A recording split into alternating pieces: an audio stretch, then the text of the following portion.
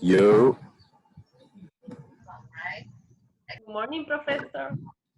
morning. How's everyone doing? Good, good. We're gonna have everybody log in. We're gonna let y'all log in. How's your week going so far? Busy. You said it's what? Busy. Easy? Okay, that's good. That's good. You Mine's just lazy. are lazy? Listen, I think that's most of us now since we got used to like just being inside and all that. But ain't nothing wrong with that. It's like y'all still doing work to whatever extent. So y'all can't say y'all like all the way lazy with it.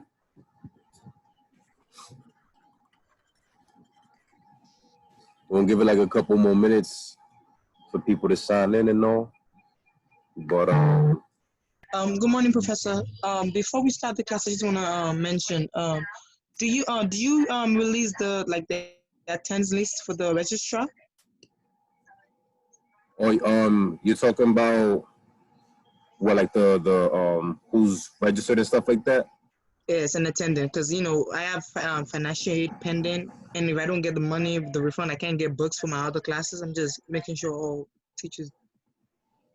Got you. I'm gonna check with it. I'm not the person that, like, I don't report daily attendance to the registrar, but there is one sheet that I'm supposed to let them know, like, okay, everybody Yeah, that one. is in. All right, so that one I'll make sure that I get it to them today, so that Thank you very much. you know what I'm saying, it's out the way.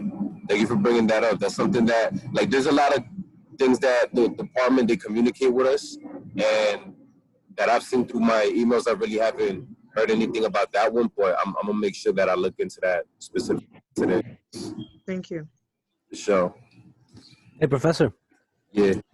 I have an appointment at 9:30 today. So I'm gonna just like disconnect for a bit. I'm gonna log back in on my phone. Yeah, do your thing. If All right. if at any moment any of y'all have to log off and do something or whatever, like, you know what I'm saying, like, don't even sweat it. Like, I'll still count you present, you know what I'm saying? As long as you do the assignments, really, that's the main thing, because I generally already know for the most part who's consistently attending the classes and stuff like that. Okay. Cool. Thanks.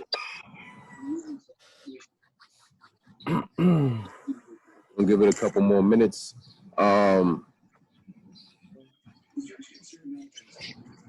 Have y'all been y'all been following, obviously, the George Floyd case, right? Yeah. And we spoke about yesterday how just the day before they came out with evidence, like, or they came out with the autopsy results, and the original examiner tried to say that he died from asphyxiation, like, due to his own personal breathing problems, as opposed to like having the knee in his neck. What do y'all think about that? Like, just your perspective in regards to like that kind of I guess outcome, because the original examiner, of course, they're provided by the actual government, and then the second person that did the autopsy, to get a second opinion, like, he was an independent examiner, so he had like no allegiance to nobody. So he came out with the decision officially that that he died because of the knee in his neck, and the other two officers that had the knees in his back also blocked the airways and stuff. But like, what's your general opinion about that situation? Man. I mean, There's they already knew that he couldn't breathe, right? That's what really was fucked up, because didn't he say that to them, if I'm not mistaken? Yeah, he said that to them like pretty early on. He said it to them very early on before he actually lost consciousness. But like my question is more specific to like learning that the people actually performing the autopsy, or at least a medical examination after his death, like, they came out with the decision that he didn't die because of the knee, but because of his own personal breathing issues. Like, what's your perspective or your take on that? I think they're just trying to protect their own, or trying to protect their their organization. Mhm. Trying to just minimize the the consequences. And obviously that's corruption, like in the medical part. Yeah. So that just shows the power they have. Reaching different. You know, if you got medics saying that are corrupt, backing you up, then that just means people have to take it into their own hands. And if you're really poor, if you can't afford your own medical, if you don't have enough attention, you know, to get like the support, and you're pretty much on your own, you know. I Exactly. just feel like it was really to like prove everybody, oh well, it was like it wasn't the cop that killed him, you know.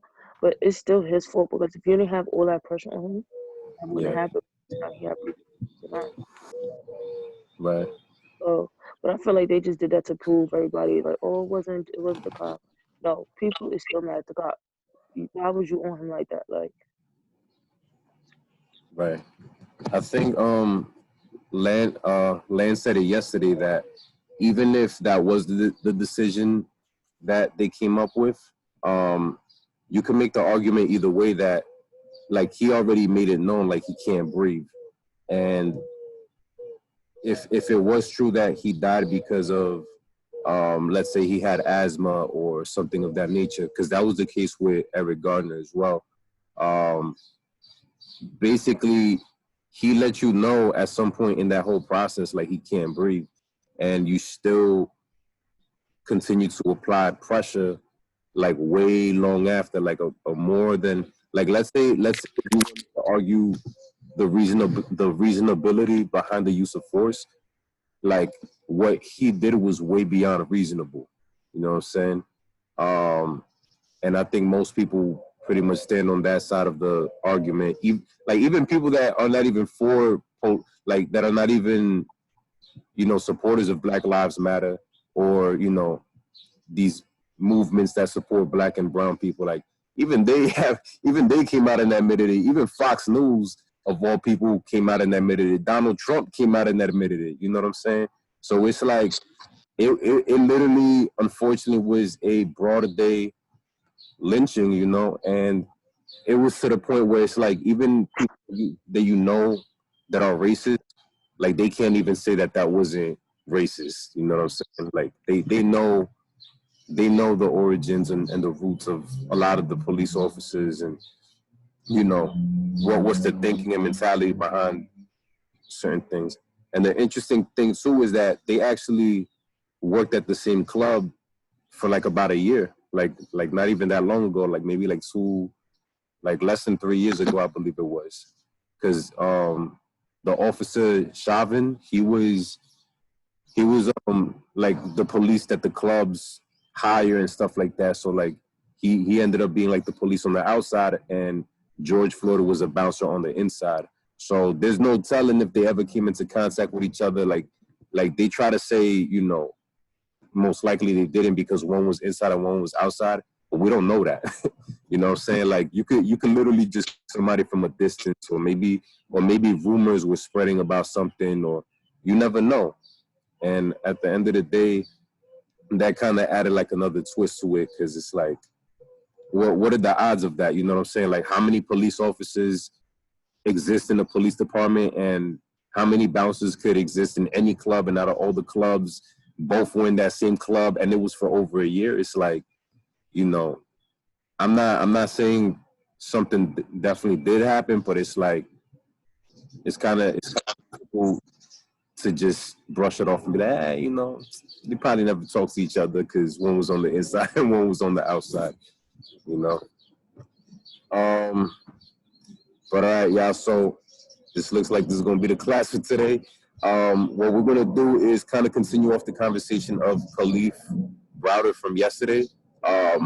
But we're also going to talk about solitary confinement and juveniles, and we're also going to talk about the research paper, just to get that out the way.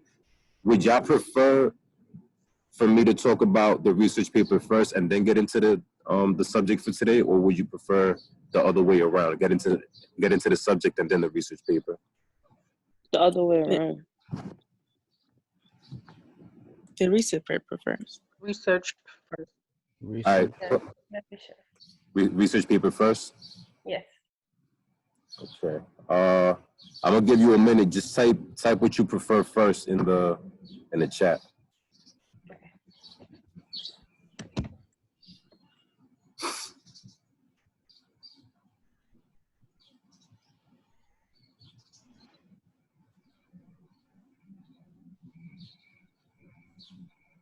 All right. All right. Everybody's saying research, so I got you. Yes. Yeah. Even the rooster right now said research. Hold up. All right. So I'm gonna just pull up Blackboard right quick.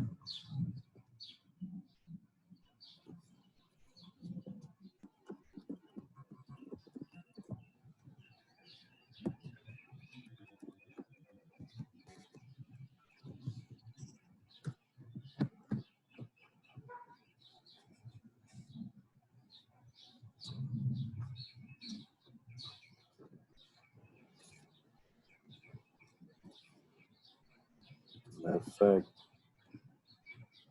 I might have it already here.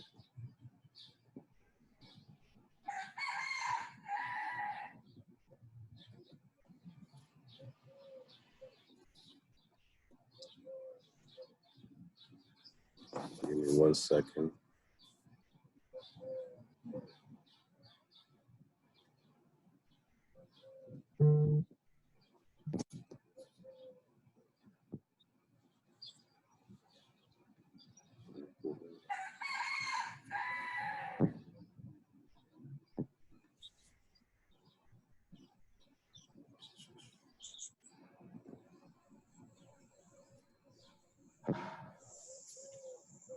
Okay. All right, so I'm gonna share the screen with y'all right quick.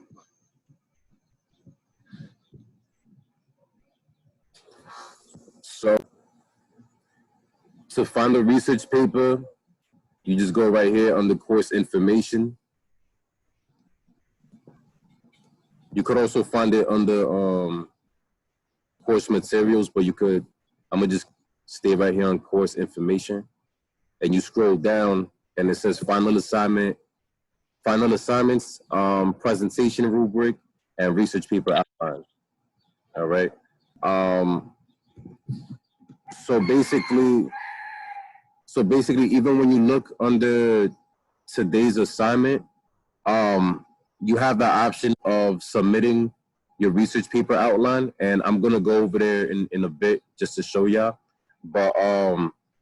But basically, you can submit a research paper outline today or by the next week, and I'll look over it and kind of give you my feedback, and then that way you know, okay, I'm headed towards the right direction in regards to doing this research paper. But let's start off with the research paper outline first.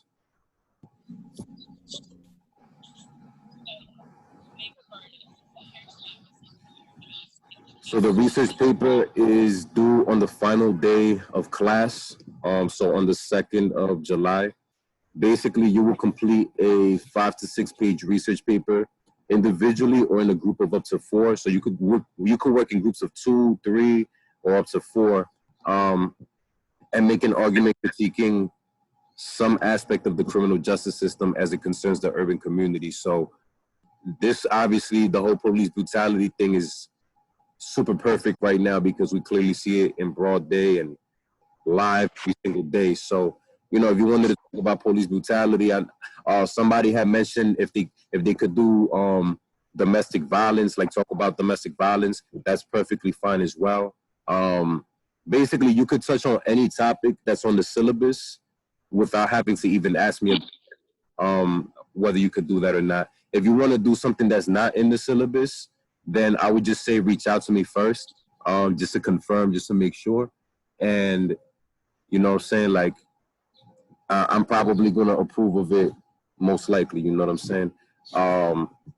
But basically, you will conduct research. It doesn't have to be library research, but, you know, you can conduct research from the internet or but from accredited resources like let's say ACLU, the ACLU, or prison policy, or any other criminal justice focused website, even like government websites, like maybe something from the FBI website or DEA or whatever.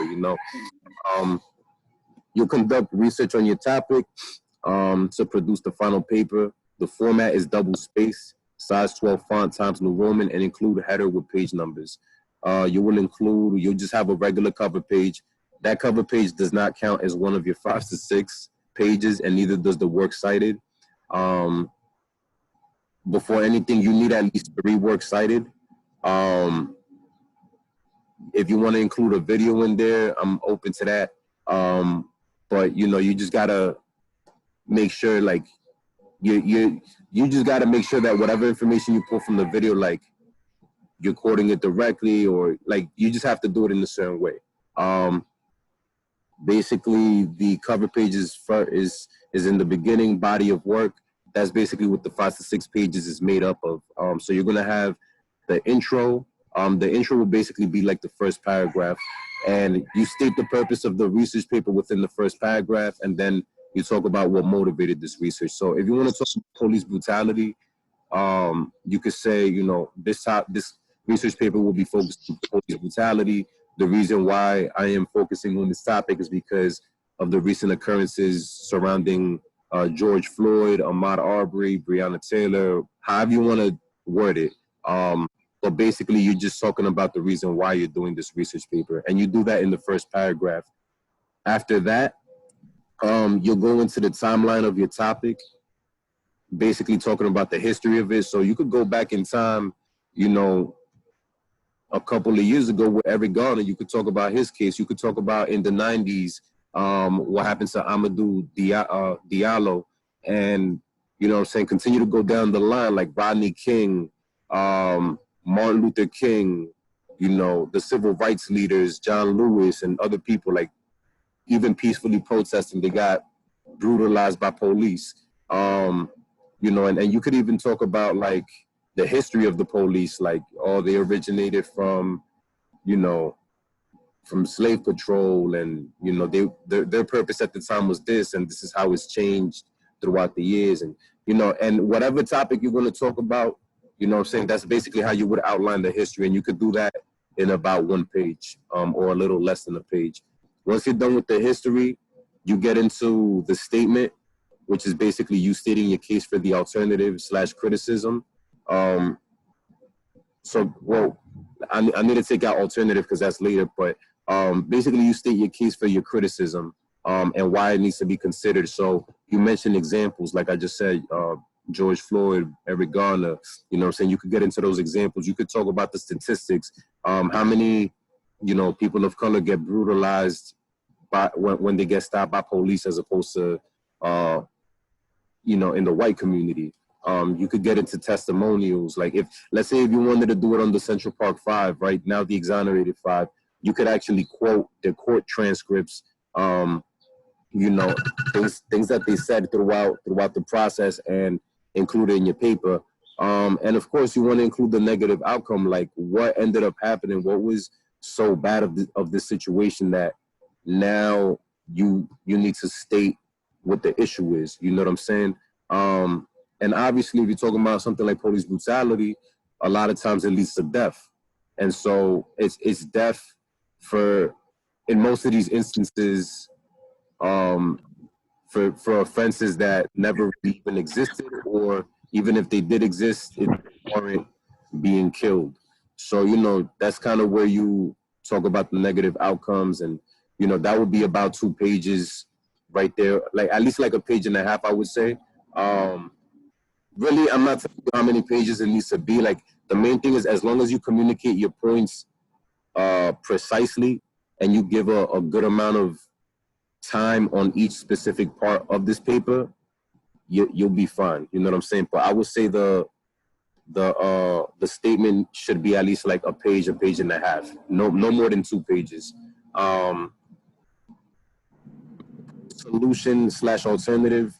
Basically, you use your statistics and facts to basically propose that solution. So let's say if you want to argue for community policing, and let's say community policing has a success rate of winning, you know, community members over of this much, or like, or areas that have community policing enforced strictly, they go through less police brutality. You could use those kinds of statistics. There's an officer, his name is Tommy Norman.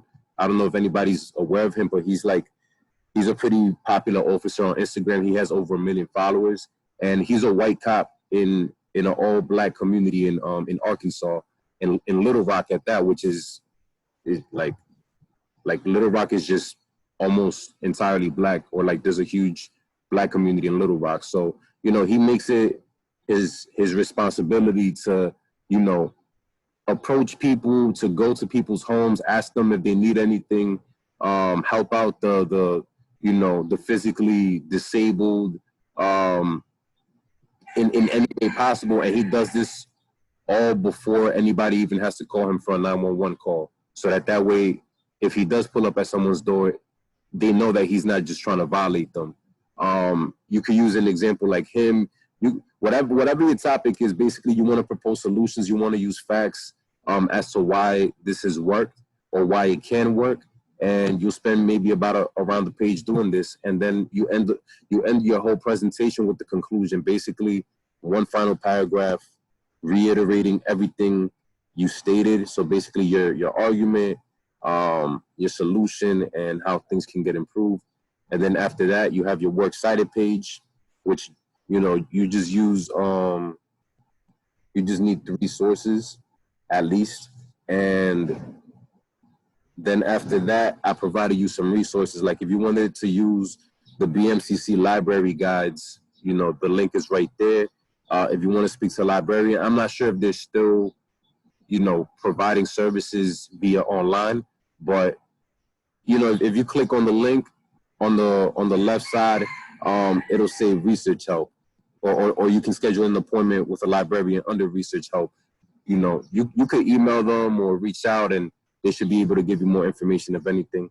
And then if I'm not sure if they're open right now, obviously, but if you wanted to schedule an appointment with the Writing Center, right there I provided their number. I'm not sure if they'll pick up right now, but, you know, I would say obviously give it a try, because it's important to still work on your writing abilities while you're still in a safe space, you know, because especially if you're planning on transferring to like John Jay or whatever other school, a lot of the professors, they're not really going to be, you know what I'm saying, on you, or they're not really going to be encouraging you to like work on these little things that are just going to make you better in your profession. You know what I'm saying? And then on top of that, like, some of them might count it against you. I'm not really counting, unless you just really spelled every last word wrong in the paper. Is like, I'm not really going to look at all the grammatical errors that you put in the paper, but definitely still use spell check, and, you know what I'm saying, review your paper a couple of times. Make sure that things sound correct. Make sure that things sound correct, so that way, you know what I'm saying, your point gets reached correctly. Does anybody have any questions, any concerns, comments? No.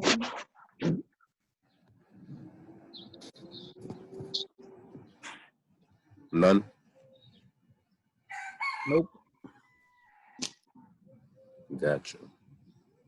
All right. And at any moment, if you have any questions, these roosters is having a party over here. I was about to say, where are you, Professor? You on vacation right now?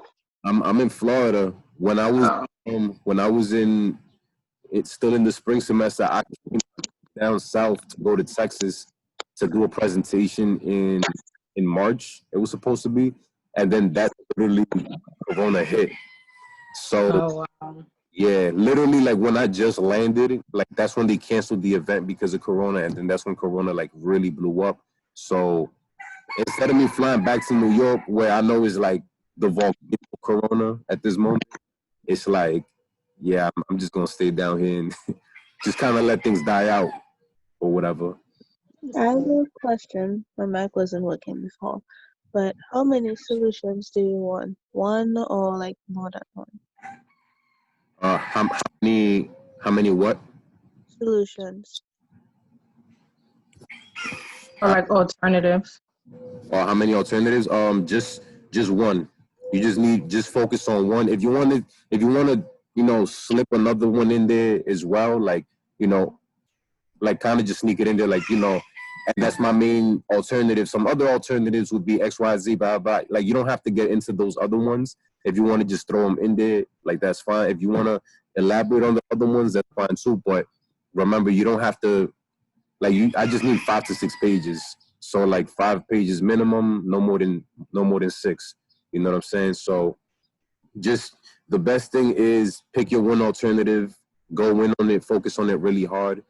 Just make the best argument as to why that alternative works. If you want to talk about mass incarceration or rehabilitation in the prison system,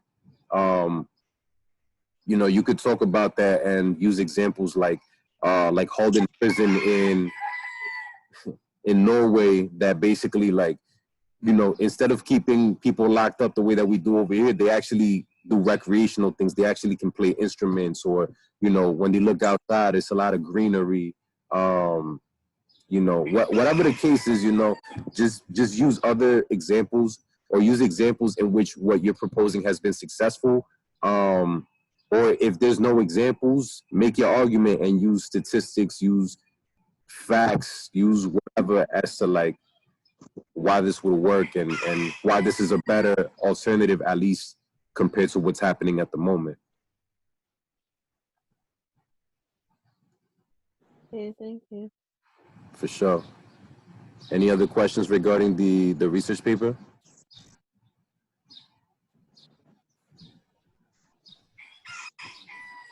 All right, so I'm gonna share the screen again. So that was the research paper. Now, in the same box right here under course information, you have the final presentation rubric. So this right here is basically talking about what you need to do for your final presentation. The final presentation is also going to be on that same week. Everything on that last week is going to be focused on either the presentation or on the paper. But the final presentation that's due the 29th of June, which is all of it is in week 6, like I was saying. Basically, you will have 15 minutes. Really, I'm just going to give y'all like 5 to 7 minutes. Like, don't pay attention to that 15 minutes right there. Basically, you'll have 5 to 7 minutes each to present on the findings and information from your research paper. You could present in the following ways: PowerPoint presentation. So, like, let's say if you wanted to do a PowerPoint, which I'm going to assume most people will, you come up with your PowerPoint. You don't need to have a certain amount of slides. All right. If you want to have, I would say no less than 3, right? But if you want to have 3 slides, with certain bullet points, and you already know all your information, and you just want to recite your information off your head, or a note card that you have or something like that, that's perfectly fine. As long as you present it to me. If you just uploaded your PowerPoint and you didn't present, obviously I'm going to take off points. But at the same time, at least, like, if you uploaded it and didn't have a presentation for it, at least I can read it and understand what you're saying. But if you only provided me like 3 cards, 3 slides, and it doesn't really have that much information, like, I will have to take off more points now, because it's like you didn't present, and then on top of that,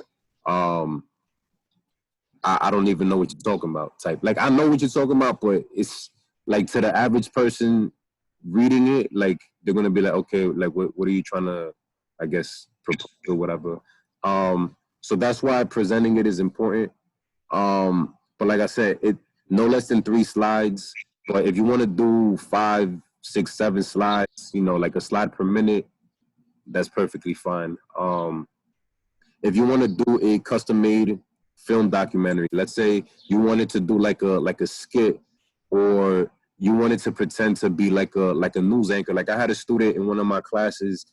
He pretended he was like a locutor or like a news anchor for Telemundo, and it was funny because he created like this little fake microphone, and he basically was interviewing different people, and he created like a whole little audio, like a whole little video of him interviewing different people and like the perspective about police brutality.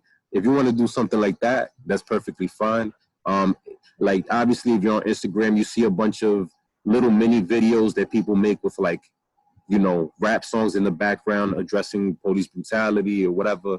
Like, if you want to do something like that, you know, where maybe you're talking in the background, you're putting out statistics, and you have like a little kind of like video collage going on, that's perfectly fine as well. And you get full credit. And if you do something creative in your presentation, I'll give you even extra points for that.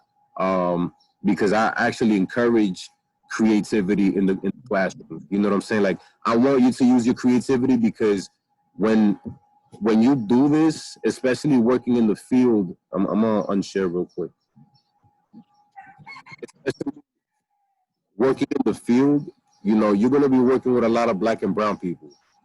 That's why, even if you look at it from a school perspective, that's why a lot of your professors, and there's no jab at nobody, but that's why a lot of professors can't connect, you know what I'm saying, with the students, especially in like that, like Black and brown students, because they don't understand the culture. They don't understand, you know, what students of a certain community like, and just in general, what the new generation of students like in general, because a lot of professors are maybe out, you know, they're still stuck in their time. Like, oh, I graduated back in the 80s, and, you know, this is how it's got to be, this and that. Like, no, I want you to explore creativity, because when you get in the field, and I'm telling you this from experience, when I was a case manager, yeah, I had my degree, okay? I had my bachelor's degree in criminal justice. Yeah, I knew different skills and different tactics on how to speak to, you know, how to interview people who are on parole and probation and stuff like that. But at the same time, I used culture to relate with them. Like, we would talk about different rappers. We would talk about different sports teams. Like I would even, during my presentations, I would rap for them. You know what I'm saying? And like that actually allowed me to gain their respect, you know, when they wouldn't even give it to like some of the other case managers who are older than me or who have been there for much longer than me. So at the end of the day, I want you to, because let's say you want to be NYPD, let's say you want to, whatever you want to do in the field in criminal justice, you're more than likely dealing with minorities. And so you want to be able to be comfortable knowing that you can include this in the field, okay? Obviously, you don't want to just, like you want to balance everything. You want them to still take you seriously, but at the same time, you want them to know you understand where they're coming from. You understand what the struggle is, all that stuff. And even if it's just letting them know, like, yeah, you know, we on that same wave in regards to like things that we would like on a general basis, that's perfectly fine, you know. So that's why I'm encouraging the creativity and stuff like that.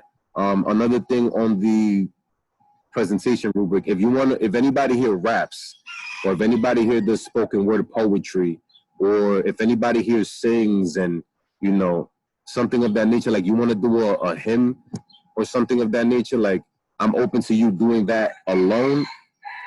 Specifically, like if you rap or something of that nature, because rap, usually you can say a lot in a little bit, you know what I'm saying?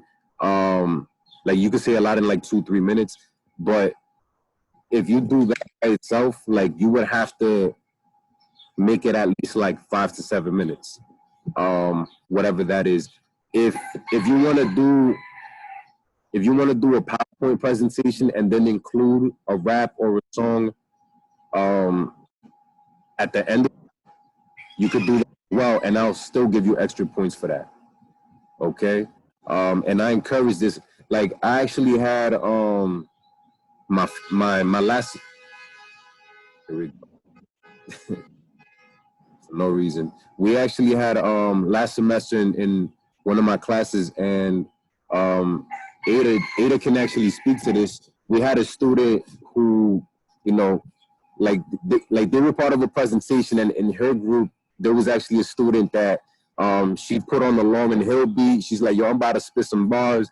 She spit bars, she rhymed and all that, and it was like the most lit thing. Like it just, say like the class went crazy because it was like just very passionate and it was heartfelt. And then in my other class, my policing class, I had several students either do a poem or do rap. You know what I'm saying?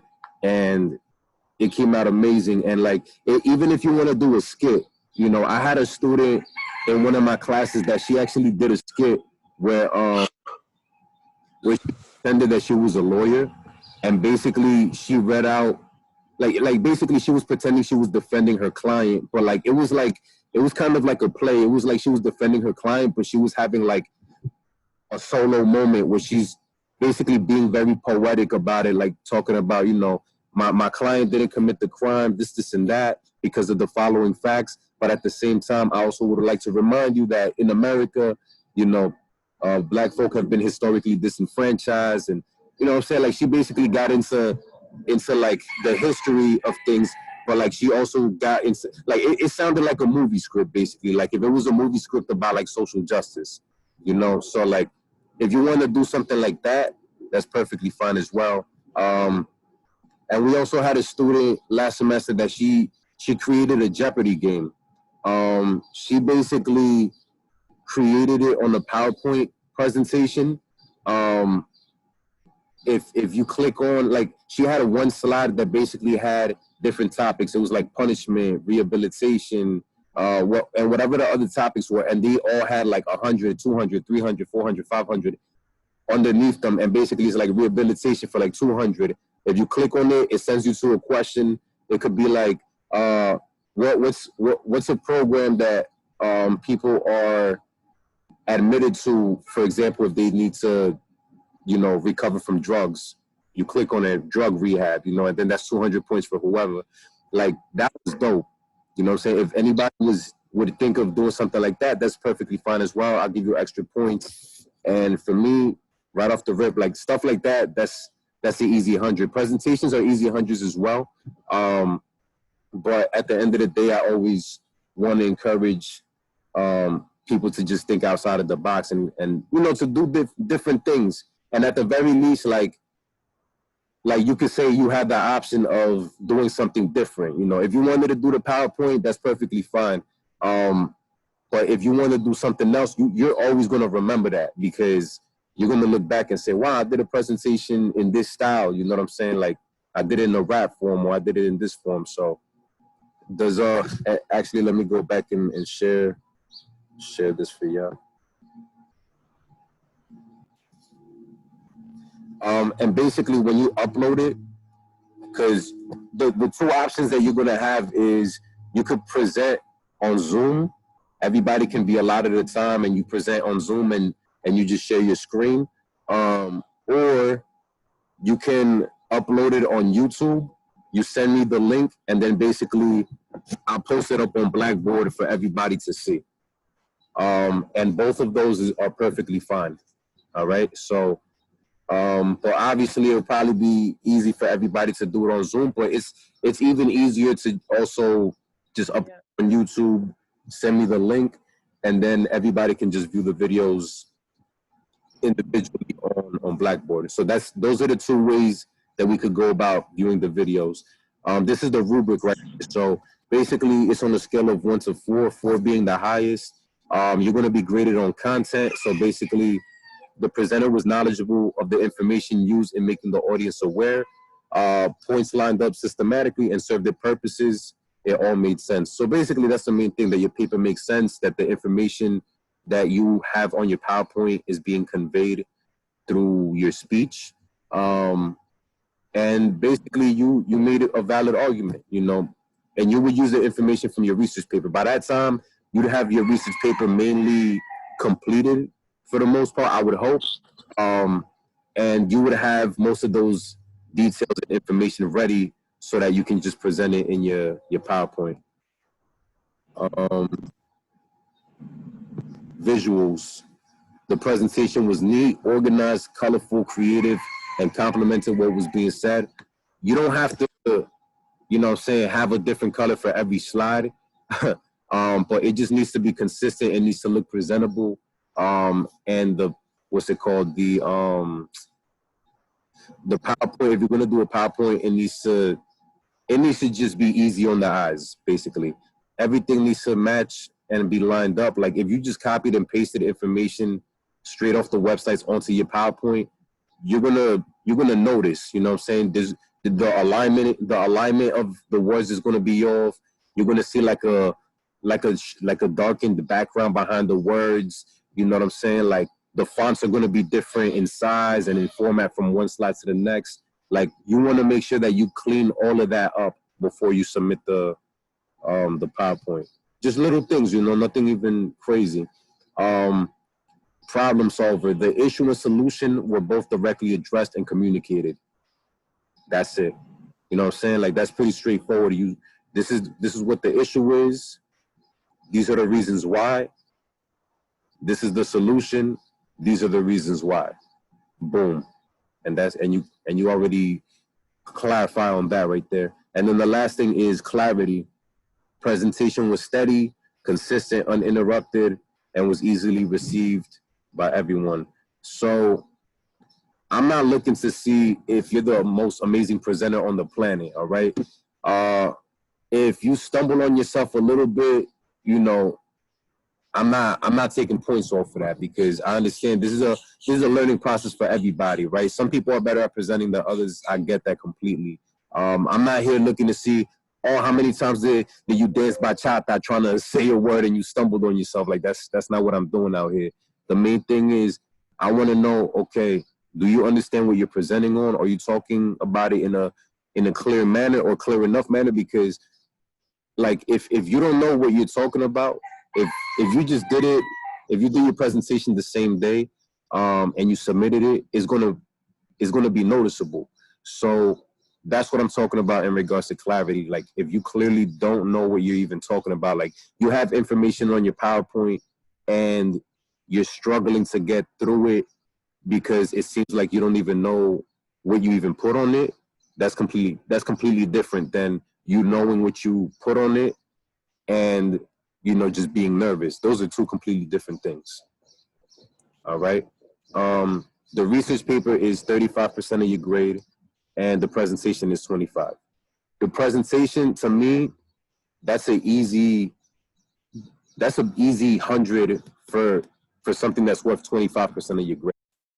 All right. Because again, you just have to do a presentation for only 5 to 7 minutes. You know what I'm saying? You just have to know your material, and basically that's 25% of your grade that you got an A on. So, you know, the research paper, that takes a little more time, but as long as you know what you're talking about, like the research paper, you'll do fine as well. And you could let me share the screen again.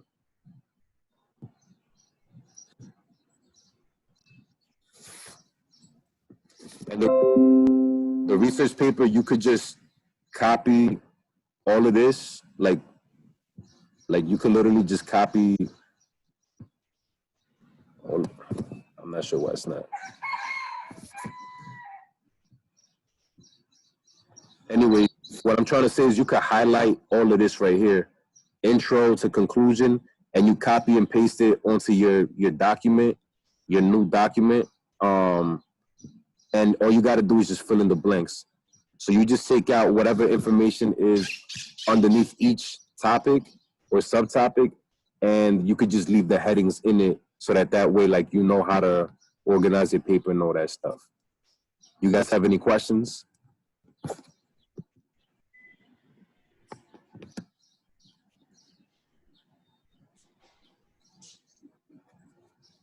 And you said this is a group thing for the presentation, right?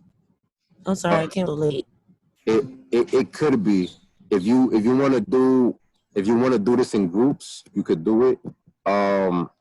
If you're gonna do it in groups, you have to do the presentation and the research paper as a group, because you would be you'd be presenting on whatever your presentation. You'd be presenting on whatever your research paper is about. With the presentation. The presentation is based on the research paper. So by the time that the presentation is due, you would already have a good portion of your research paper done. If not the whole thing already. It's type Okay, now fire though. Like I like this assignment. I liked it. I like it too. Because not a lot of professors do this stuff. So This is fire. Mad excited. I already know what I already know what I'm gonna do with my research paper. Because I already emailed you about it. So now I know what to do with my presentation because it's basically like about gang violence. So to disturb the community. Yeah, and that topic works perfectly for this class because you're talking about criminal justice in the urban community. You know what I'm saying? Like gangs, yeah, gangs everywhere. You could probably find some little suburban gang called like street gang, you know what I'm saying? And it's like not too much of a busy a bunch of people rocking golf shorts and white polos or whatever, who knows? But like I'm sure there's stuff in the suburbs or whatnot, but obviously in the urban community you're gonna find when I was a child, time in 2020 we're still going through the same experience. All right, somebody has something playing. All right. But yeah, like in the urban community, you'll have obviously the issue of gangs a lot more because gangs are usually, you know what I'm saying, like it's a way for youth, especially in the Black and brown community, to kind of just forget about what they're going through at home. You know, oftentimes it's to be embraced, and yeah, many other times is used to commit acts of violence or whatever. But you gotta keep in mind that these acts of violence, they're only being committed because that's what the gang said they need to do to be accepted. So what they're really doing it for is mainly acceptance in a lot of cases. Obviously, you got certain people that they're just, you know what I'm saying, they're just criminal minded regardless. Like they're gonna do this whether they have love or not. You know what I'm saying? But I think that's a perfectly valid topic to talk about. Give me 1 second because it's kind of raining out here a little bit. It's nothing too crazy. If it starts pouring, then I can just grab the laptop and just go inside. But yeah, that's an excellent topic. And what about solitary confinement? Is that a good topic? Yeah, that's perfect as well. It's on the syllabus, so you know anything that's on the syllabus is automatic. Like you automatically can do that topic.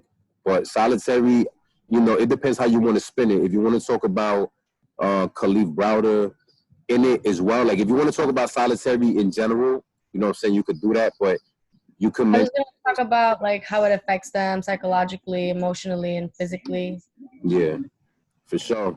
And you definitely want to touch on those topics in solitary confinement because that's pretty much what the conversation is in you know in today's criminal justice system. Like people have talked about just doing away with solitary completely, and it's like a real conversation. There's not even something that's like just an idea no more, you know. So you definitely want to talk about that. I'll definitely mention some examples, as I mentioned, like the Khalif Browder, or whoever else, you know, like this new documentary on Jeffrey Epstein just came out on Netflix. He committed suicide while he was on suicide watch in, you know, isolated confinement. So if it makes sense to bring that up, even though Jeffrey Epstein is a billionaire and a lot of, you know, folk in solitary are Black and brown, you can mention it in there slightly, but you know, solitary is definitely a valid topic. Okay, thank you. For sure. And I'm glad that you know some of y'all voiced that you enjoy just the idea of this being an assignment because the whole purpose of this, the reason, I don't believe in tests, man. Especially if you're going to be a criminal justice major, you're never going to take a test that's going to apply to anything. Like, and it's never going to validate your professionalism or validate your expertise in the field or none of that, because test taking, number one, is not even fully indicative of a person's intelligence. It just is indicative.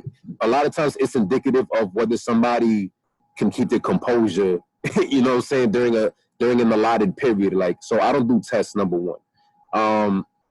Number two, this is an opportunity for you to gain more knowledge on something that interests you and that you know you want to learn more about.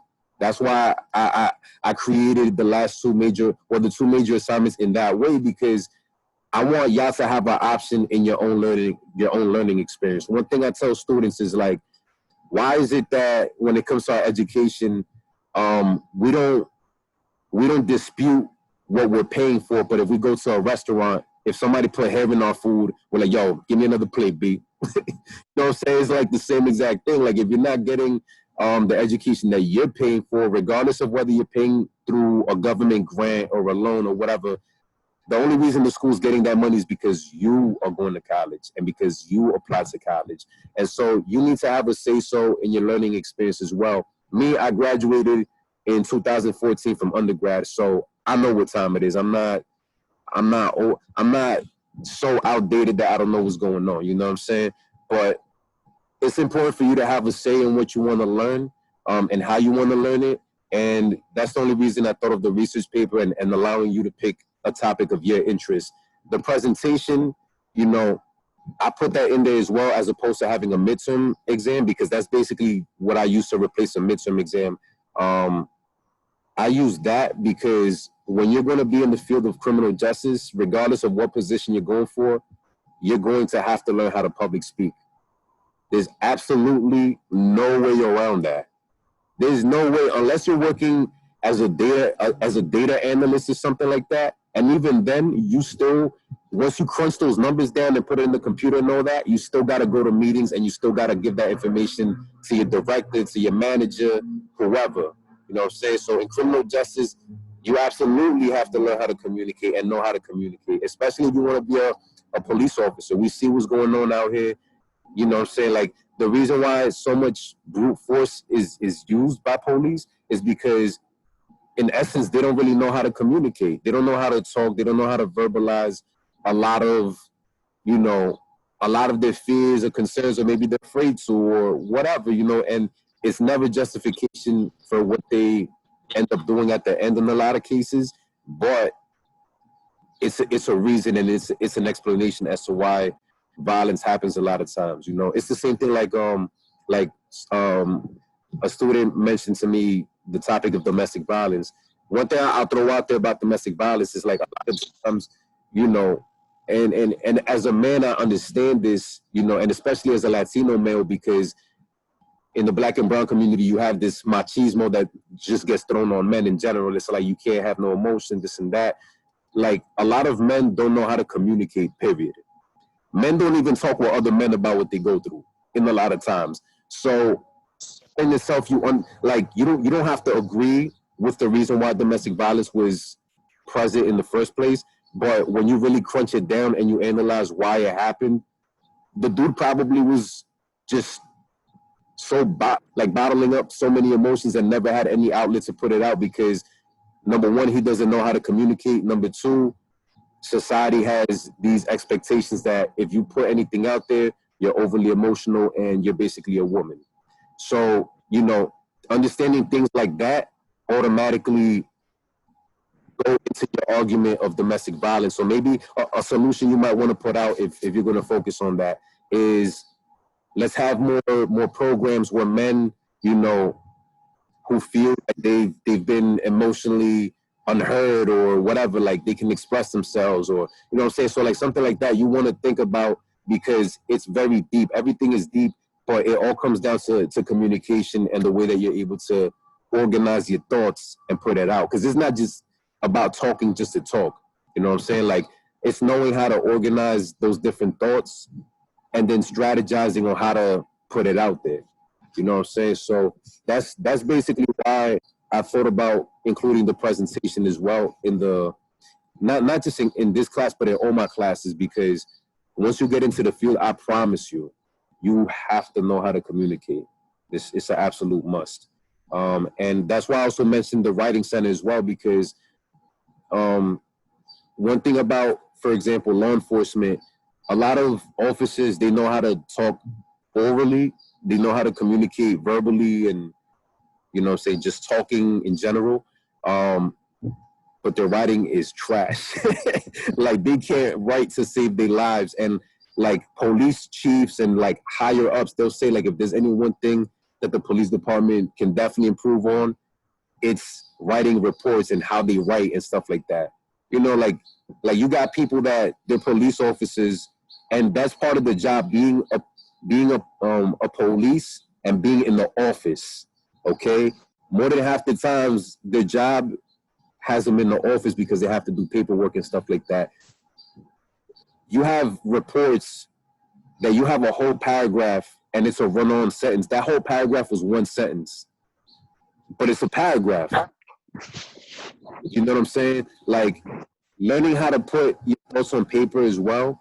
You have to learn how to do that, because when you're not present to defend yourself, if at any moment they take your documentation to court for whatever reason, let's say somehow, some way, something happened and they found a way to involve you in it. If you're not there to defend yourself, or if they're using your material better be spot on. Like you better know how to talk and how to verbalize with your thoughts on paper. You know what I'm saying? So like all of this right here, I'm trying to give you practical skills. I'm trying to give you things that just from me being in the field, I absolutely know that you need it. You know what I'm saying? So that's the reason why I wanted to structure the class like this, and you know, kind of give you the assignments the way that I have. Any other questions or comments about the paper or anything else?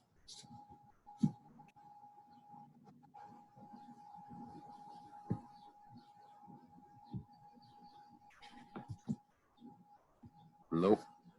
All right. So what I'm gonna do is share the screen again. Give me a second.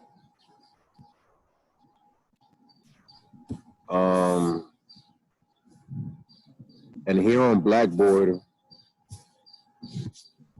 if you want to submit an outline of your, what's it called, of your final paper, I'm gonna just go on student view real quick. Yeah, I submitted my outline. Okay, good. That's what's up. I'm gonna look at your outlines definitely throughout this week, and then you'll start seeing your grades for your assignments this week as well. But you would go under course material, and it's actually in week 2, because we're in week 2 now. Let's see. Right here on the side, it says 6-3, solitary, juveniles, and then research, it got cut off there. But it's the second assignment.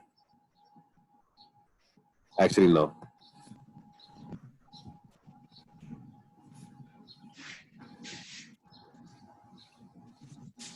It's the first assignment. So you click on the first assignment, and basically you can complete an outline of your final paper by answering the below. You can answer in a few sentences, bullet points, or both. I just want to see some general details as to where you are going. Any amount of info in specific just needed to be clear. So, you know, you could put like a paragraph for the statement. You could mention like a couple bullet points in the intro. In the history, you could talk about a couple of historical things you want to get into. Like if you give me bullet points, I'm perfectly fine with that, and I'll still give you full credit for this assignment. But you need to communicate, like you need to do those things clearly. You know what I'm saying? Like if under history you're going to talk about Rodney King, let's say under history you're going to talk about slave patrol. My bad. Could you just put it on mute real quick? Thank you. If you want to talk about, let's say, like the history on slave patrol, like just put in the bullet point slave patrol. If you want to talk about, you know, the first time police organized and became police, how we know them right now, you know, you could put the year and what city or state you're mentioning, and like what act was the official organization of police under. If you want to do statements, you know, like under statement, you could use specific examples, put bullet points for maybe like Eric Garner or George Floyd, or, you know what I'm saying, stuff like that. It don't have to be like a full essay. If you want to elaborate, that's perfectly fine. But if you do, you know what I'm saying, like short sentences, like 1 or 2 sentences for each thing, and you clearly tell me what you're gonna do, for each specific point in the paper, you're still gonna get the 100 on this assignment right here. So, you know, do the same thing with your solution, same thing with conclusion, which is basically reiterating everything, and basically also provide at least 3 sources that you think you're going to cite. If for whatever reason you change from now till then your sources, that's perfectly fine. I just want to see what sources you have so I can tell you, okay, this source is good, this source is, you know, is sketchy. You know, I would suggest looking into other things as well. Make sense? Yeah. Yes, Professor. So basically that's what that's going to be about. I'm going to start looking over all your assignments this week. You'll have your grades definitely by the end of the week.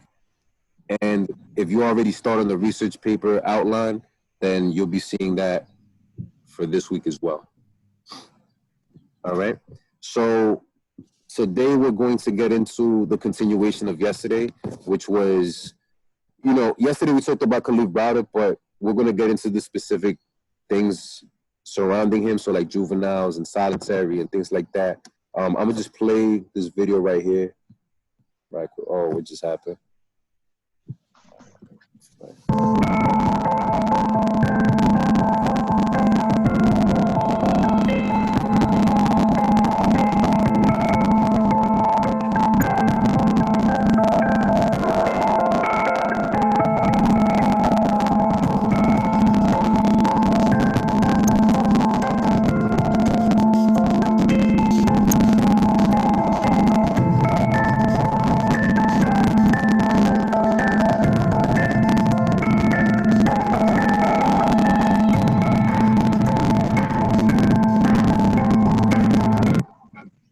So that right there was the like this documentary right here. You can find it on Netflix now, but at the time they had it on Spike TV.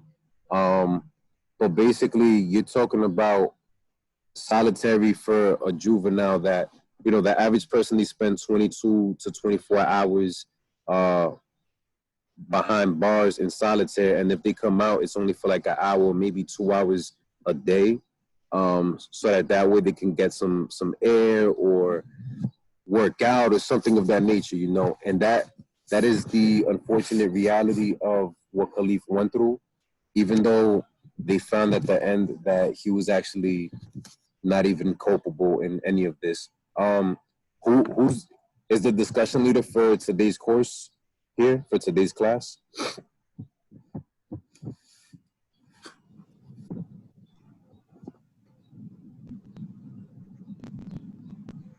Okay, let's see.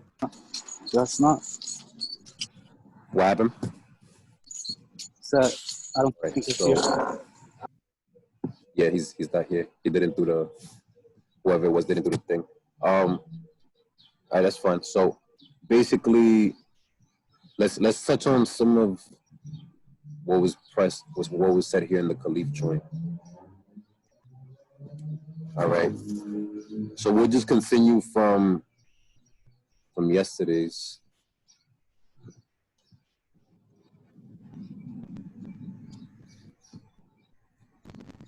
So basically, the question was, why was by Idris Denia Bautista, this was, why was Khalif arrested? What happened to Khalif during his time in jail?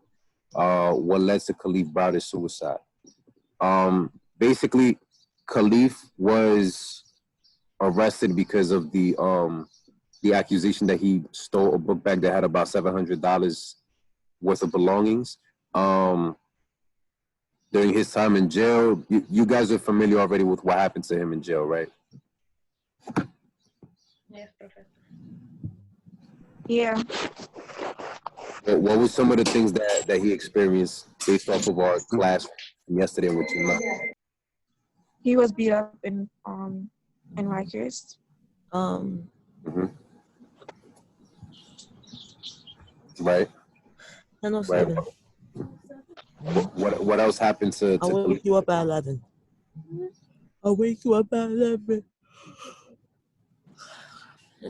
What else happened to Khalif while he was locked up in Rikers?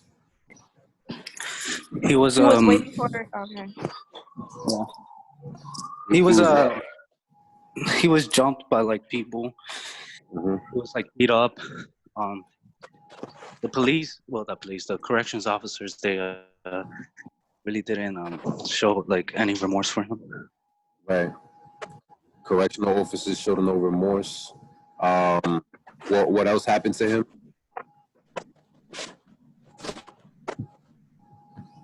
He was beaten by both inmates and the guards. Right. He was beaten up by those who are incarcerated inside the detainees and by the correctional officers as well.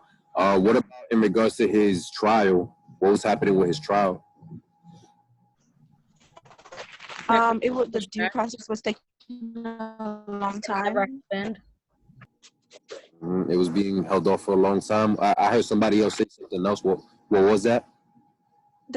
His due process was taking a long time. Due process, which is a constitutional right, it was taking forever. So his constitutional rights were being infringed upon.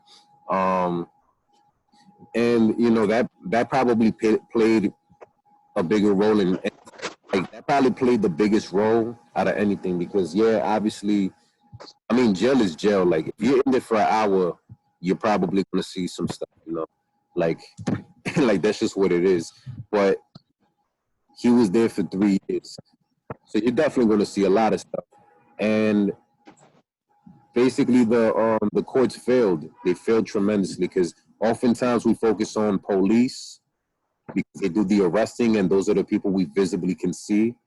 Oftentimes we focus on the correctional officers because, they're the ones that let this happen, et cetera, which is valid. It's both valid. But we oftentimes forget about the court system. The court, that's where all the white folk usually are at. You have over 90% of prosecutors are white. Judges, oftentimes, the majority of times, were prosecutors first.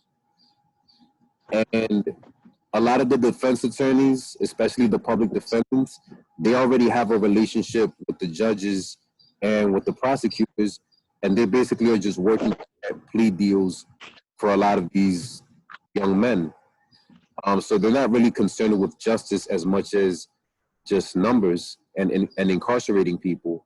A public defendant at any given moment can have multiple cases. One public defendant can have 6, 7, 8, 9 cases at the same time. Imagine having a lawyer that is not able to focus on your case because he has 8 other cases that he or she has to focus on. Do you think that they're going to really be effective in your case? What do y'all think? No. Definitely not, right? And so it's something that needs to be taken into consideration, that these were the conditions that Khalif was forced to undergo. Then he was put in the deposition, which basically is like a full interview that gets done without you, asking you all these personal questions, all these personal life questions. If you see the Khalif Browder documentary, you'll see the deposition. They're asking him questions about, did you know you were a foster child? Did you join a gang? You know what I'm saying? Like, asking him questions that basically are making him incriminate himself, or kind of reaffirming why he's quote unquote a low life. You know what I'm saying? Because that's what the criminal justice system already paints people of color as in a lot of cases, whether they're innocent or not, because either way, you're still innocent until proven guilty. That's what it's supposed to be, but that's not the reality for a lot of people. And then what led to Khalif Browder's suicide, we already basically touched on all of that right there. We're going to talk on what Amy had mentioned. What was Khalif allegedly arrested for? How many years he was in jail for? 3 years we already spoke about. 2 of those years was in solitary. And how old was Khalif when he was arrested? Do any of y'all know that question right there? The answer to that question? He What was was your question? 16. Yeah, he was 16.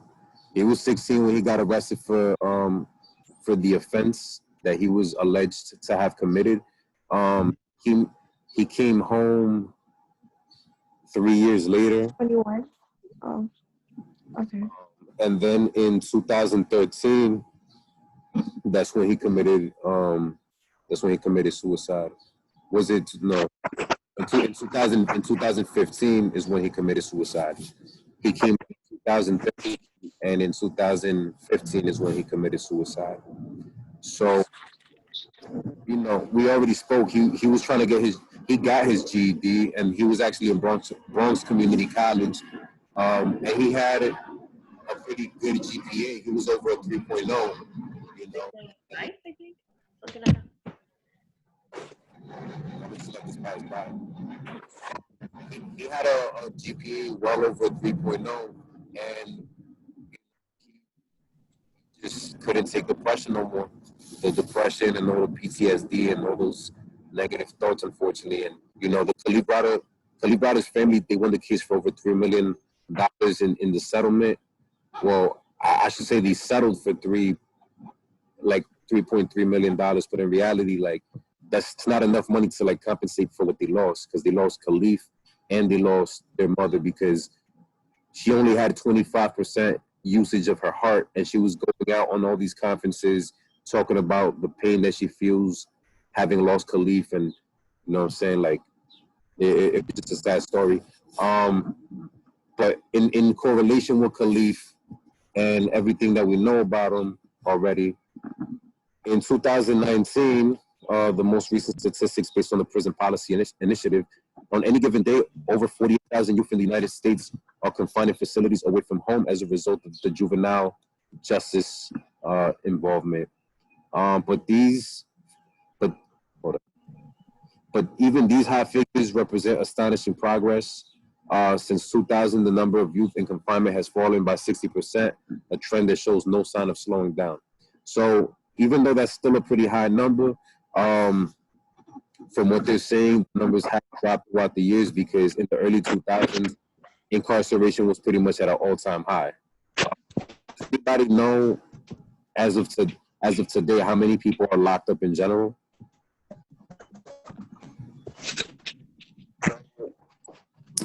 2.3 million. 400.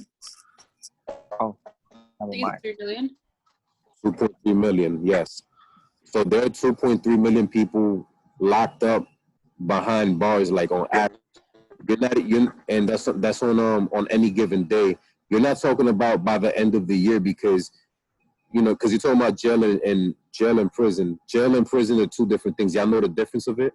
What's jail? Jail is less than a year, and prison is more than a year. Exactly. So jail usually is a year or less. Usually if you have misdemeanors, that's where you would go. A misdemeanor is it's like maybe, you urinated in public or hopped the turnstile at the time when it was still considered an offense. Prison is for any offense that's a felony, so basically a year or more. All right. And basically, if you're talking about on a year-to-year base, like throughout the year, you have more than 50 million people that basically touch jail or prison at some point. You know what I'm saying? Because if you're talking about jail is just a holding facility. You can get bonded out. You know what I'm saying? You could be in jail for a day, a week, you know what I'm saying? And that's probably not representing the 2.3 million accurately all the way, because at the end of the day, you have people that bond out and that get wrongfully convicted or were evidence like no, that person didn't do it. But people that touch jail and prison on a yearly basis, you're talking about tens of millions of people throughout the year. But on any given moment, it's 2.3. Now, are there more people behind prison walls than there are on parole and probation? What you said? Are there more people that are behind prison and jail walls than there are on parole and probation? Are there more people in prison than there are on parole and probation? Yeah. No, I think there's more people on parole and probation. Probably more people in prison. Yeah, I think so. People in prison? Yeah. Okay. And this you would have to take my corrections course, but you could also use prison policy initiative because that's basically where the information that is at. There's actually way more people on parole and probation combined than there are people that are behind bars. You and the number is basically double. So in people behind bars, you have 2.3 million people on any given day are behind bars, but you have over 4 million people who are basically on parole and probation on any given day. And the purpose of parole and probation is to basically assist with the overcrowding of prisons. We build, like we lock people up so fast and so often that we build enough jails or prisons to hold them. So people have to be on parole and probation regardless because this country incarcerates way more people than any other country by a long shot. You know, like even Russia,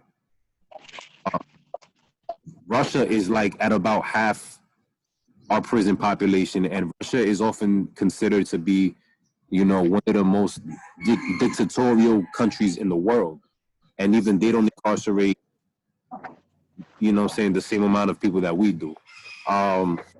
So that basically says a lot about the system. And if you combine those two numbers together, you basically have almost 7 million people because it's like 2.3 million and it's like 4.6 million. Like if you combine all that together, you have almost 7 million people who are under correctional supervision and custody in general. Like that's a country. You know what I'm saying? Like that's a state. That's a country. That's how many people are in certain states and certain countries. So that's something to keep in mind. Basically, out of that population, youth on any given day, you have 48,000. And you're talking about they could be in detention centers, they could be in residential treatment programs, group homes, long-term secure facilities, some adult prisons, right?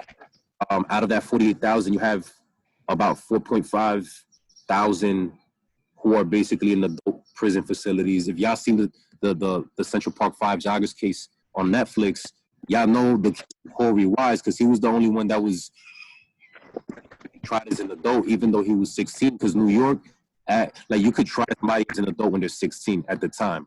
They just removed that like 2 years ago, where you have to be 18 now. All right, but that's still fairly new. Like we really know what can happen to a young person if they enter an adult facility, and you know what I'm saying, like you have over 40,000 that basically experience that on a year. Of 43,000 youth in juvenile facilities, more than 2/3, 69% are 16 or older.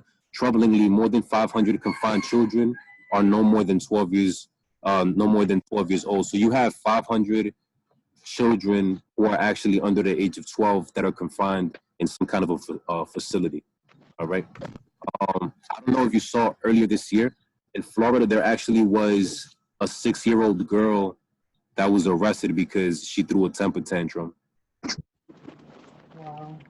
She threw a temper tantrum, and she kicked a student or a teacher or something. I forgot what it was, but a 6-year-old girl, and of course she was black, you know, because it's just that's just what it is at this point. She was catching a temper tantrum, had what her grandmother said was a sleeping condition. I believe it was sleep apnea, which is when you can't sleep. So imagine how toddlers act when they're cranky because they didn't sleep. You know what I'm saying? Like that's what she was going through. The school decided to call police to take her into custody. I'll post up the video or something, but I don't want to put it up right now. But basically, if you look at the video, the police go in there. They put the strap cuffs on her, like the plastic strap cuffs. They put her hands behind her back. They cuff her up. They take her into the police vehicle. They put her in the back of the vehicle. She's crying all the way into the vehicle. Like, that shit was heartbreaking. Like, that shit, I ain't gonna hold you. That shit fucked me up. And basically, they take her all the way to the precinct. And cap it all off, they take a mugshot of her. What? They actually took a mugshot of a 6-year-old. And that police officer, I believe he ended up getting fired. He was actually a black officer, which kind of just, it added a different narrative into the conversation. But it's like, just the fact that any police in general would think that that's okay, it's kind of, what I'm saying, it says a lot. And that officer did that arrest after he already arrested another 6-year-old at another school. You know what I'm saying? So it kind of just adds fuel to the flames. Black American Indian youth are overrepresented in juvenile facilities, while white youth are underrepresented. The racial disparities are particularly pronounced among black boys and black girls, while American Indian girls make up a small portion of the confined population. They are extremely overrepresented relative to their share of total youth population. So because the Native American population is already not even a huge population because of the genocide of, European colonizers, basically, there's already not a lot of Native Americans in the country in general. But basically, like for the amount of people that they have, for the amount of youth that they have, they're way overrepresented in the criminal justice system within their own group. While 14% of all youth under 18 in the U.S.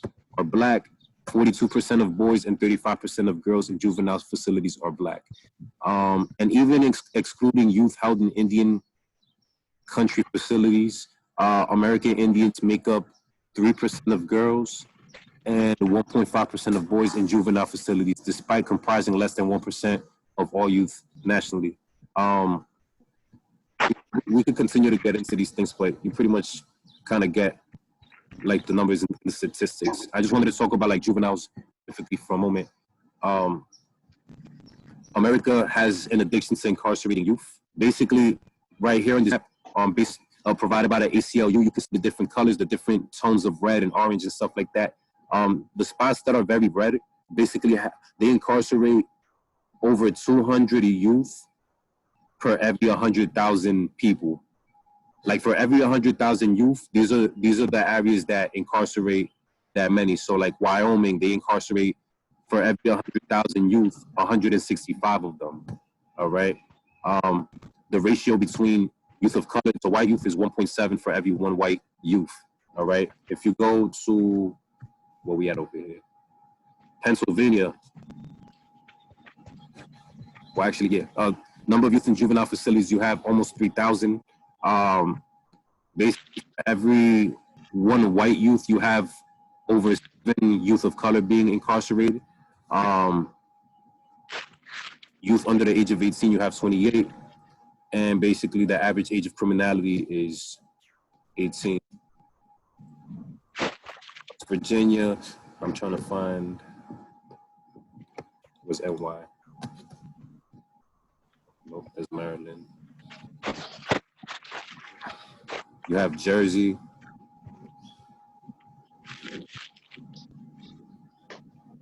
I'm not sure why I can't click New York. But anyways, this right here is a map that you guys can go through, obviously, during your own time and look at all the specific numbers. But this kind of just shows you which areas in the United States more than others. And this is what I was talking about. Just in fiscal year 2018, that's when they first raised the age of criminality for youth, like to be treated as adults at the age of 18. All right. All the time leading up to that point, if a juvenile in New York was 16 years of age, they could be treated as an adult. All right. We know for a fact that she's gonna go down if you have a 16-year-old being placed in a facility with men who are like 30 plus years old. You know what I'm saying? Some of those men may look out for the youth, you know what I'm saying? Because just because you're locked up doesn't mean you don't have morals. It doesn't mean you're not ethical. But at the same time, there are individuals behind the wall that, like, this is just what they do. You know what I'm saying? Like, they have no ambition or no desire to want to be at peace with nobody. You know what I'm saying? So, you know, especially if you're doing life and you know you're gonna do life, the odds of you messing around with people or doing stuff to people while behind the wall is just gonna increase. So they just passed this about basically 2 years ago.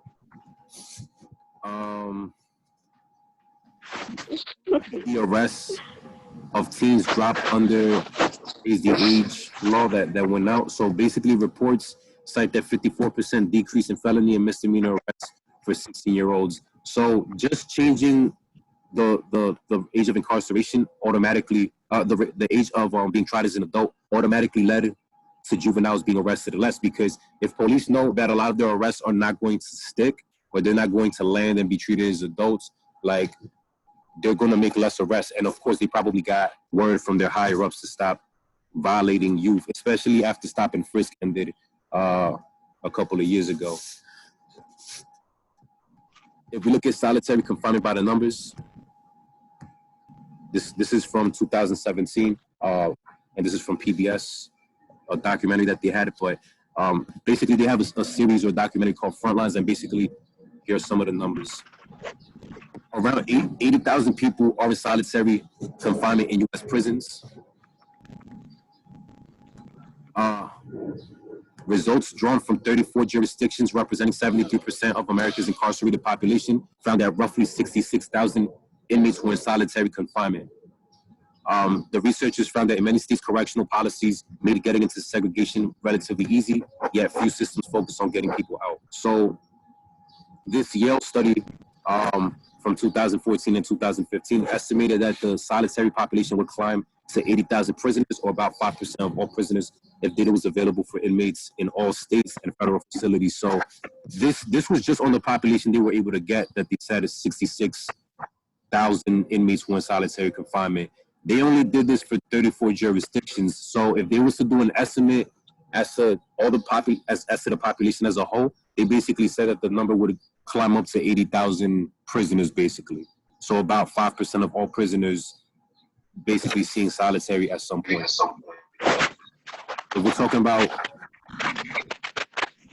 the population of people in solitary, if it's a 5% population for men and a 2% population for women, this is what it would be. So in general, for people in solitary, 5% of all prisoners were in solitary. Like, all male prisoners were in solitary. 2% of all female prisoners were in solitary. The Yale study identified almost 60,000 male prisoners in segregated housing across 43 jurisdictions, but are only 1.5 thousand female inmates. All right. If we're talking about the proportions and the percentages, the white population makes up 31% of solitary prisoners, but 37% of all prisoners. All right. So basically, for their own population, comparing within their own population, there's actually less white inmates and or prisoners that are in solitary compared to the number of actual white prisoners in general. Excuse me. Can you say that again? You said basically the white population. So the 37% of white prisoners make up all the prisoners. All right. So basically, out of all the prisoners, 37% of prisoners are white males. Now, comparing within its own community, right? 37% are white males. Only 31% times that solitary is being introduced to only 31% are from the white community that are in solitary confinement. All right. So out of the population of prisoners that end up seeing solitary confinement, only 31% of them are white. But the white population only makes up 37% of all prisoners in general. So there's less white prisoners in solitary than there are white prisoners, period. If you compare it within its own community. Now, the black community represents in regards to how many people there are in solitary. So out of the people, out of the percentage of prisoners in solitary confinement, 45% of them are black, but the black community in prisons is only, well, black males in prison is only 40%. So basically, you have a higher likelihood, even once you're behind the wall, that if you're a black male specifically, you're going to see solitary more likely than the white prisoner. And then it's not as dramatic for Hispanics, but for Hispanic men, basically you're still going to see solitary at a 21% rate, or they make up 21% of solitary prisoners, and the Hispanic population just makes up 20% of all prisoners in general, like the Hispanic male population. So it's still, they still see solitary more than there are actual Hispanic prisoners. Now, there's certain states that implement solitary more than others. Louisiana's at the top, Utah, Nebraska, New Mexico, Tennessee, Delaware, and then New York is in the top 10. New York's in the top 10, and Washington, D.C. comes right after, Florida and Maryland. All right.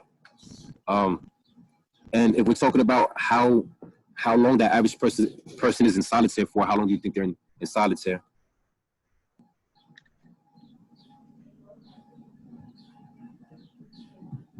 I don't know how. I think I heard like 22 hours a day. No, that's Like how many days or weeks or months or whatever do you think the average person is in solitary for? It says 22, but it goes up to like 3 years, 4 years. Right. So if we're talking about individuals spending solitary, yeah, when you're in solitary, even if it's only for a day, you're in there for 22 to 24 hours, depending on how they want to do it for you. But imagine being in solitary for 22 to 24 hours for 15 days to a month. You know what I'm saying? Like we already experienced a little bit of that with the quarantine, where it's like we're not allowed to go out, we're limited to the space that we're able to use, stuff like that. But even then, you're still able to dictate where you want to go and how you want to do certain things. But here, when you're in solitary, like you only have one space. You're only in one, square radius. You have a toilet, and they give you food whenever they feel like giving you food. You have 18% of solitary inmates basically spending 15 days to a month.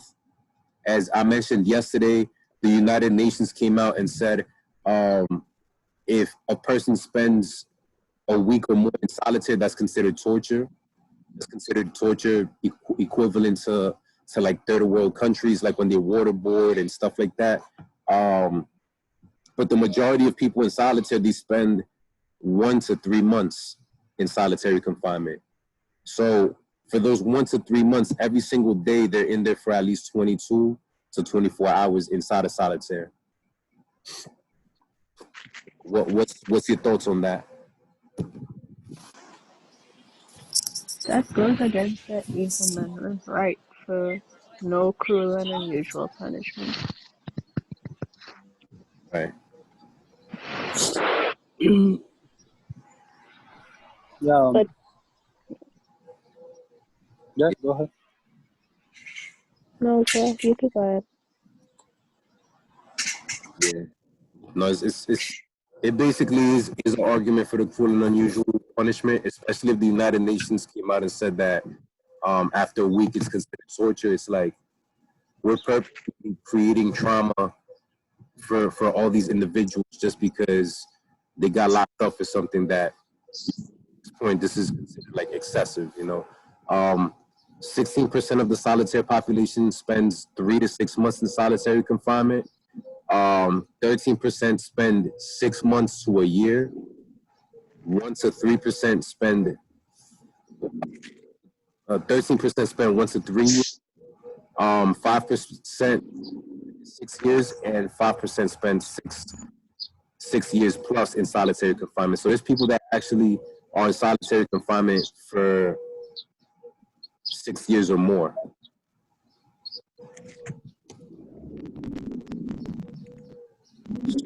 That right there kind of gives you a sense as to like how the system is and all that.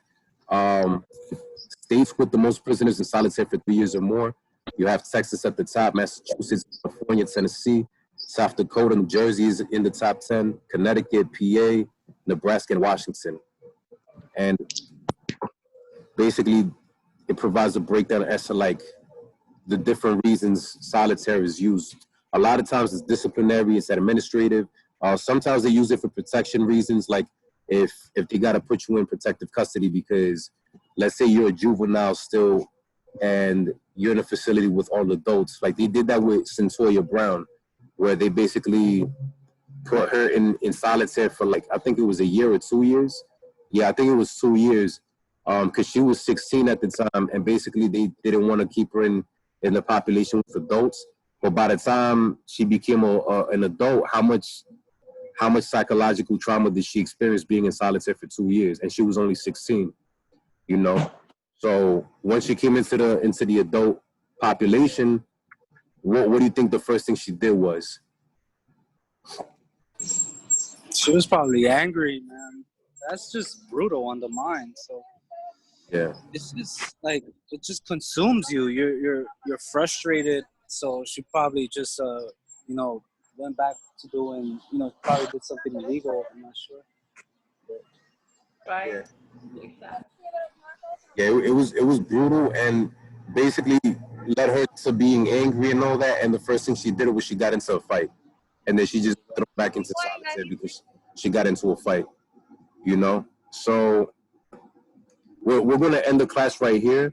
But basically, that was just to kind of give you a sense as to what people have to go through when it comes to like this thing called solitary confinement, showing you kind of the racial disparities where people of color, they make up a certain percent of the community in general of the U.S. population, but they're overrepresented in jails, in prisons, and then even once they're in there, they're overrepresented even in solitary confinement. So every negative thing that you can give somebody, like it seems like, isn't it, not that it seems, but it is that Black and brown folk are continually overrepresented, and they're going to continue to be overrepresented because, again, you have to question the system, and you have to realize the system wasn't built to correct.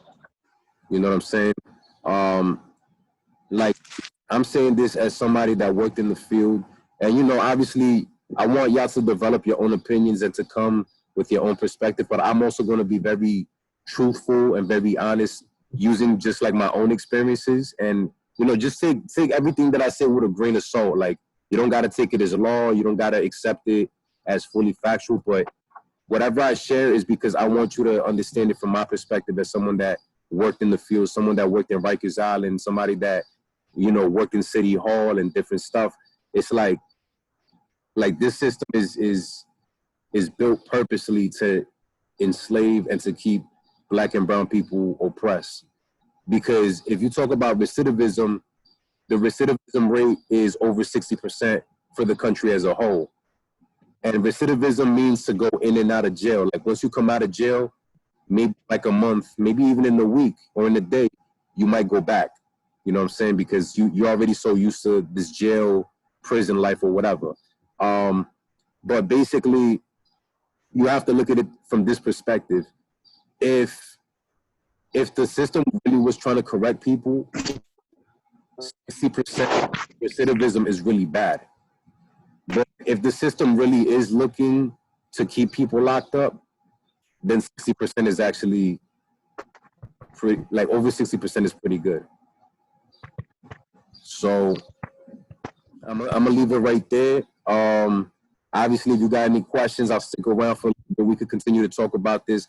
If you need to go, if you need to leave, you're more than welcome to. If you do leave, obviously stay safe. But I'm gonna open it up for conversation if anybody wants to add some final thoughts and Yeah, I just had a question, like yeah. regarding like so like when like we talk about trying to do better and stuff, but like and you mentioned that and you don't have to conform with Okay, being a police officer. let me just wait for this because I literally couldn't hear nothing that you were saying. The people, what were you saying? Yeah, well, I just like you said, you don't have to conform with being a police officer. There's other routes to take in this field. Yeah. So like, if you want to change policy, what's a good route? Which should one major in? And that's an excellent question, and I'm so happy you asked that question. Me, I went to school for I'm just going to use myself as an example, right? So that you can understand it from me directly. I went to school for my master's in public administration. With a master's in public administration, you could focus on policy. You can specialize in policy. You could specialize on international affairs, on management, stuff like that. But you can focus on lawmaking and stuff like that. And there's different agencies out there. Like, I don't know if you know, there's a mayor's office of criminal justice. You know what I'm saying? Like that's actually a New York City agency. The same way that ACS is an agency, the Department of Mental Health and Hygiene is an agency. There's actually a mayor's office of criminal justice here in New York City, or in New York City. So if you want to work on initiatives that basically work with the police, and you're not and you don't want to be a police officer, but you still want to be in the front lines, having the conversations around policy and different things of that nature, that would be an agency you would want to look at and you would want to get into. And the way you would get into it, a lot of times is obviously you need at least a bachelor's. Maybe you might want to intern with them, see what kind of experiences they're open to offer you. But definitely with a master's degree, which it takes 2 years after your bachelor's to get a master's. But if you do the program through John Jay, to my knowledge, there's joint programs where you can do your bachelor's degree and your master's at the same time. So instead of everything taking 6 years altogether, because college is 2 years, your bachelor's is 2 years, that's 4 years. Instead of everything taking 6 years with the master's, everything will be compressed into 5 years. You know what I'm saying? So you save 1 extra year. That's an extra year that you could be getting extra money because you're going to work in a position where with a master's, you're going to be making bread. Like that's just what it is. But on top of that, you'll be able to get into what you want to do sooner.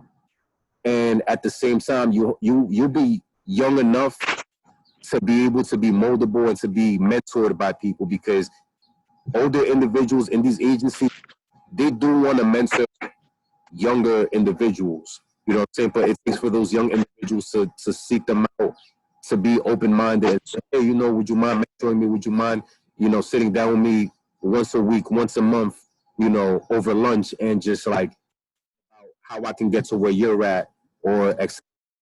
So the main thing you want to do is get your foot in the door. You want to get your foot in the door, number one. Once your foot is in the door, whether through an internship or whatever, you want to make sure that you network and that you keep people through LinkedIn, through their numbers, whatever. That's why in our corrections course, I told you LinkedIn accounts, because Because even if you don't really use it, you'll still always have connections. You'll still always have people that you're connected with, and that you can always seek out. The mayor's office actually does internships on a yearly basis. Um, you want to make it your responsibility to look into all these different websites and see if you could get an internship. You know, and these are for college students. Okay, you can get the internship. Some of them might be unpaid. If it's unpaid, and I know it's kind of hard to like, you know, do unpaid internships, especially with like everybody getting laid off now with Corona and all that stuff. But I would do it because I did do it. I did do internships that were unpaid. And it's slave labor in a way. Like nobody should do a certain amount of work and not get paid for it. But at the same time, you know that you're doing it for that moment, and you're eventually going to get to where you need to get. You know what I'm saying? Obviously, if you could get paid for it, you know what I'm saying? Like anytime you could get paid to do work, absolutely take it. But if you have to sacrifice, if you have to get on the political campaign and do it voluntarily, because that's basically what that is. Like when Bernie Sanders has all his volunteers, or Donald Trump has all his volunteers, or Hillary Clinton or Obama, or whoever went for a presidential campaign, you had a lot of volunteers. They didn't get paid for it, but they ended up getting other positions because they volunteered, got references, they got recommendation letters. Like the power of a recommendation letter, you'll never understand it until you actually get to that point where it's like, wow, like somebody's word literally got me this position that I was looking for. You know what I'm saying? So if you're trying to get your foot into the door of policy, looking into these agencies, looking into these positions is definitely number one.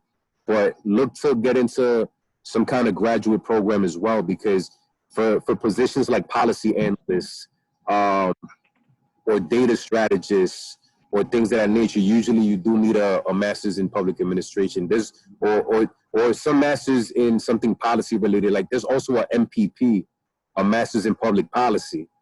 That's literally like as specific as it gets. You know what I'm saying? And it could be policy around anything. It could be around criminal justice. It could be around healthcare. It could be around anything. Like they teach you how to get into every field, but I find ways on how you can apply that to your field specifically. Like when I was in the program, there were people who were, you know, getting their masters because they wanted to learn policy in the health field, or they wanted to learn it for the nonprofit organization they work for the school that they work for. There's people in education that, you know, there's administrators that they're not teachers, they're not professors, but they work for the Board of Education, or they work for the Department of Education, doing administrative stuff, doing policy related stuff.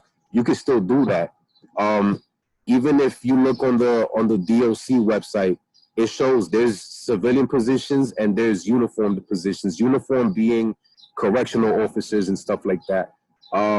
Where civilian position, which that's a position I had when I was in DOC, like a program coordinator, like those are positions that you don't have to basically go to war. Like you can just be behind the desk. You could do certain things that, yeah, you might have to go to the facilities here and there, but a lot of it is working Excel spreadsheets, working on memos, reports, stuff like that. Like you can go on the DOC website and civilian positions, and then literally find a whole bunch of positions that have nothing to do with being a correctional officer, and that you actually need a master's for, or you need, you know, a level of criminal justice experience, or like a bachelor's or whatever, to work these administrative kind of positions. So there's a lot of different options, and I'm sure NYPD definitely, for a fact, NYPD has positions like that too, because, you know, it's not officers that are, you know, operating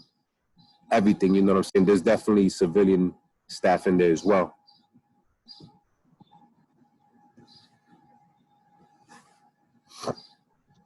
Yeah, thank you. I'll definitely look into that. But yeah, like my question is just like, how can you take advantage of like a moment like this where like so many protests? Like, how does one take advantage of like this moment to like change reform? Like, who do you go for? Like, yeah, we see like the protests, But like that's just protest. Like who is like in charge of like I don't know writing these papers and pushing it up to like. Well, everybody has connects, like I was saying. So, like, if you're part of an organization like Black Lives Matter, for example, you probably have your one or two columnists that you can directly reach out to and, you know what I'm saying, be like, yo, this is what was happening in the front lines, et cetera, et cetera. And then they document it, you know what I'm saying? They put it on the newspaper and have it out for everybody to see. Same thing for some of these different agencies like police and stuff like that. They have their columnists. They have their people that they can reach out to. That's why, like, when the medical examiners examined George Floyd's body, they were able to lie about, you know, the cause of his death because they have connects and they have people that will report, you know, information that favors them. You know what I'm saying? So everybody needs to have connects. That's a given.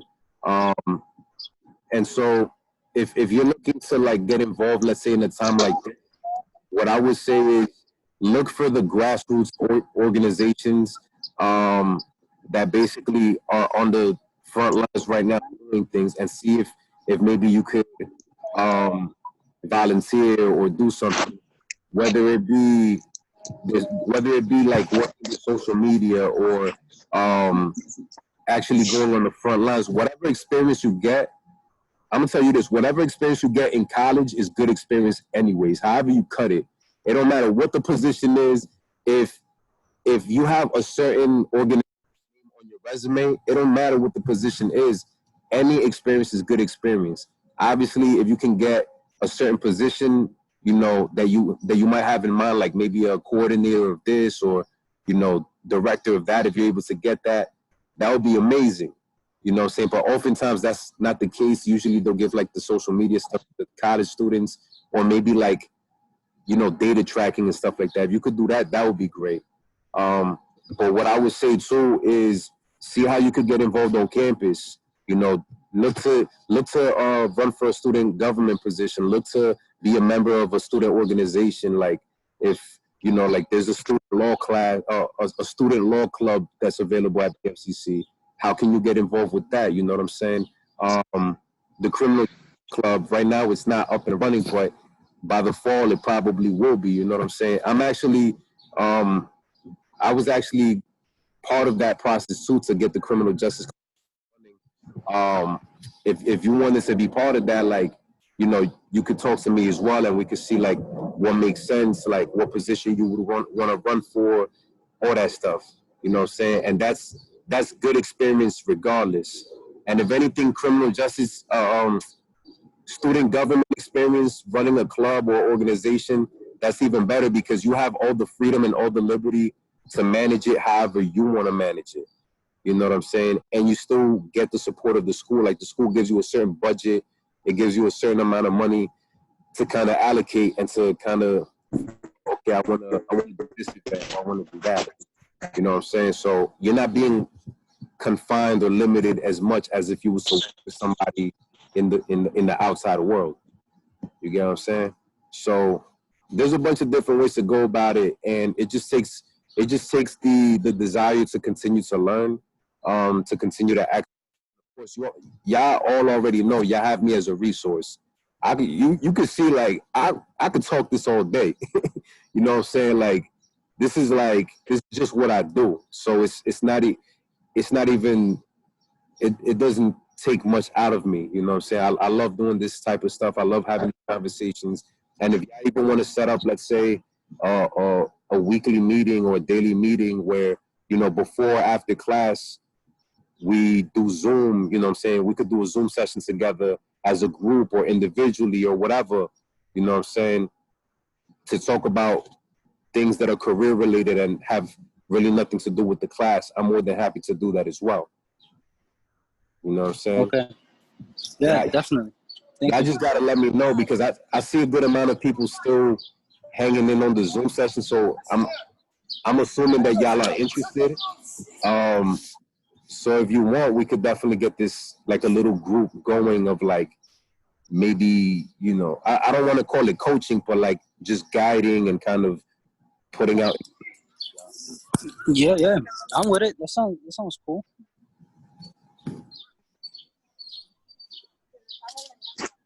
Same here. Yeah. Okay. I was gonna leave, Professor. Hey, you got to do what you got to do. You know what I'm saying? The class has been like it's only been good conversations here. So we appreciate you even sticking around for this long. Okay, talk to you tomorrow. Sure, take care. So let's do this.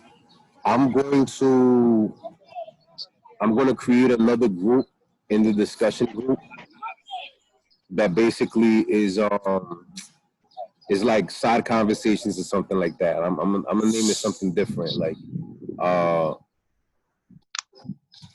yeah, I'm gonna give it a different name, and then I'm gonna post the announcement. And anybody that's interested in being part of that, you just comment, saying, hey, I'm interested in being part of this, and we'll just continue like that. Okay. Sounds cool. Okay. Yep. Okay. That's cool. All right, y'all. So definitely stay safe in the meantime. Thank y'all for sticking around. It's definitely always a pleasure, just chopping it up and talking with brilliant minds such as yourselves. And we'll have another interesting topic tomorrow. All right. Oh. All right, Prof. Bye, Professor. Have a good one. Stay safe. You too. Thanks. Bye.